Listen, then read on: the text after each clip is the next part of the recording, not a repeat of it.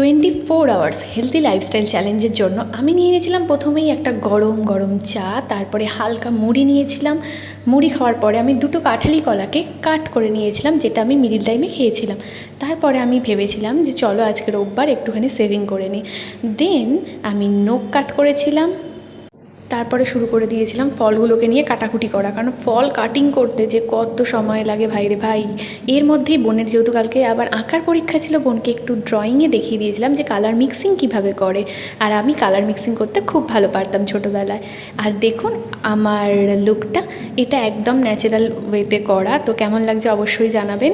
কিছুই করিনি, যে সেভিং করেছি আর একটু ময়শ্চারাইজার দিয়েছিলাম। আর আমি প্রচুর পরিমাণে জল খাই, জল খেয়েছিলাম, তারপর আতা খেয়ে নিয়েছিলাম। আতার বীজগুলোকে ফেলে দেবো।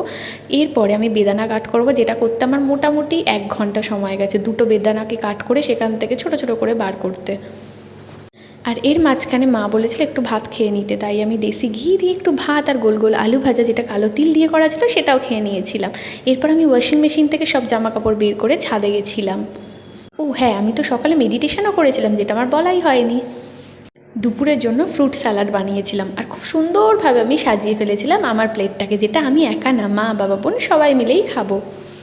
দুপুরে নিয়েছিলাম অল্প ভাত আর সাথে হালকা মশলা দেওয়া আলু আর মাংসের ঝোল।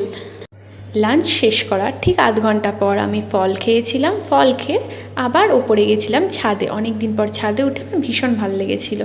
ছাদে গিয়ে বৌদির সাথে আড্ডা মেরেছিলাম, তারপর এসে আমি একটু ঘুমিয়ে নিয়েছিলাম। আর এই ফলটা কিন্তু আমি একা খাইনি, আগেও বলেছি, আমি মা বাবাকে বোনকে দিয়ে খেয়েছি। ঘুম থেকে উঠে সন্ধেবেলায় মায়ের জন্য আর বাবার জন্য এই সমস্ত সবজি দিয়ে একটা আমি ভাজা করেছিলাম, যেটা কিন্তু ভীষণই হেলদি, দেখতেই পাচ্ছেন। আর রাত্রিরে আমি একটা রুটি আর একটু সবজি খেয়ে নিয়েছিলাম। ব্যাস এইভাবেই শেষ হলো।